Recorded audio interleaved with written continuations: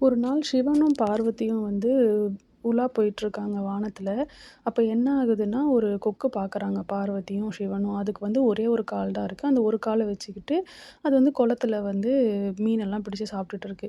இத பார்த்து உடனே பார்வதி என்ன கேட்குறாங்கன்னா, "அந்த கொக்குக்கு ஒத்த கால் தான் இருக்கு. ஏன் இப்படி கஷ்டப்படுது அது?" அப்படின்னு சொல்லிட்டு சிவன பார்த்து கேட்குறாங்க. சிவன் உடனே அந்த கொக்க பார்த்து, "உனக்கு என்ன வரம் வேணும்னு கேளு. நீ வந்து சொர்க்கத்துக்கு வந்துடுறியா?" அப்படின்னு சொல்லிட்டு கேட்டாங்களாம்.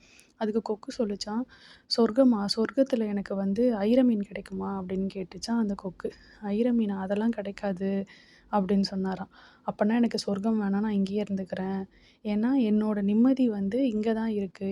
நான் வந்து என்ன உணவு சாப்பிடணும்னு விரும்புறேனோ, அது எனக்கு இங்க தான் கிடைக்குது. ஸோ என்னோட நிம்மதி இங்க தான் இருக்கு. அதனால என் நிம்மதி எங்க இருக்கோ, அதுதான் எனக்கு சொர்க்கம். எனக்கு சொர்க்கம் தேவையில்ல." அப்படின்னு கொக்கு சொல்லிருச்சாம்.